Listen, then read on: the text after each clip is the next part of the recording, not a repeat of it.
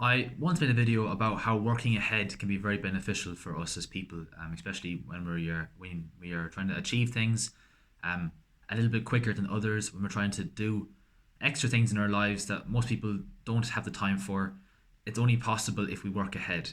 And this topic was discussed in a different video. But now I want to talk about something equally as important, and that is thinking ahead. So I watched a video once by a different YouTuber where he talks about how people who think in decades are a lot more ambitious, but also a lot more capable in the long term because they're thinking in decades. They're not panicking about, oh, I need to have all this in place within the next few weeks, next few months. They're thinking about the long term. Where will I be in 10 years' time? This is actually quite a common idea. Give yourself a 10-year plan, 20-year plan, 5-year plan, whatever. Now, I haven't really ever been a big believer in setting a very structured plan like that. It's probably a good idea. I just personally haven't done it. But I do think ahead on certain topics in a different way. For example, when you think about longevity, when you think about health, when you think about fitness, um, career possibilities, these sort of things. So I think people often think about career. People who go to university are thinking ahead. Somebody who goes to university to become a doctor is, putting 5 6 years on the line in order to do something, in order to gain something at the end of that period. So that's, I think, is a very common topic. But what people don't seem to really think about is health. So people who are drinking alcohol or who are smoking cigarettes, who are eating unhealthily, don't really think ahead in the same way that I am trying to think ahead at this point in time. Um, I've said before that the main reason why I'm doing my fitness journey, why I'm trying to build muscle, is so that I develop bone density, so that I'm less frail when I'm older. Now that's a bit of a weird example, but it should give you the idea about why you should do certain things now and then benefit from them later on. Equally, people should save money when they're young, unless they're investing in a business idea. They shouldn't be spending it on things that don't really bring them much value long term. That's another idea, another version of this thinking ahead concept I'm trying to develop. Um, I mean, it's obviously depends on the person. It depends on who you are and what you're trying to do. But if you are able to think ahead, you will probably achieve things a lot easier and a lot better than most people around you.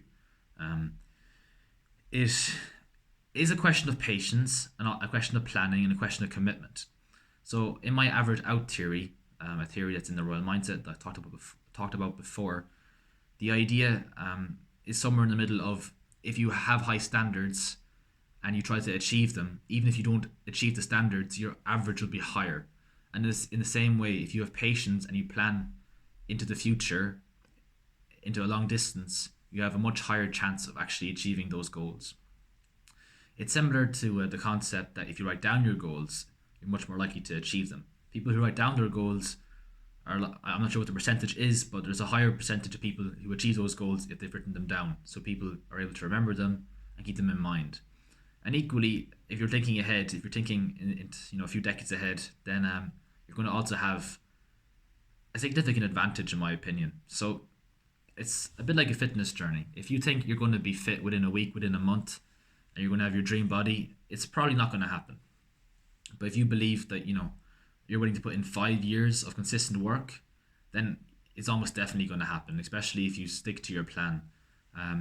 This ability to have a long term focus, I think, is not that common, because a lot of people that I talk to anyway are very fixated on the short term. A lot of them panic, speak about how they want to have things in place. They want to have a career, they want to have money, they want to have relationships in place in the very short term, but they aren't as relaxed as I am, to a degree, where I'm thinking, these things take time to develop. Some of these things, like career, aren't going to happen overnight. You need to develop your skills gradually. Your net income, your net worth, all these things will rise with time. So why would you panic now? Whereas, the real proper and only alternative is to take it easy, look at your long term plan, and do it step by step. It's also much more enjoyable. And this brings us back to the constant progression theory, where you're progressing gradually and slowly over time, but you're always going up and up. I had a bit of a revelation with this theory too, because I was thinking, is it better to develop slowly and to get to a peak in life and then die, for example? Do you kind of say that your highest point in life is just at the moment of your death? So everything behind you was lower and was less satisfying, and therefore you've never had a reason to feel like you were let down in life, like that you were missing your youth or whatever simply because your life is so good now that you wouldn't miss anything in the past. Is that better than having a sudden peak when you're young, and then your life kind of gets worse, and then you maybe have another peak again when you're later, and is having two peaks worse than having one peak? And I think it probably is. Obviously, we can't control these peaks, but if you could choose to think ahead in the long term, to think ahead step by step, then I think it would be better to have one peak in life or to have a gradual rise.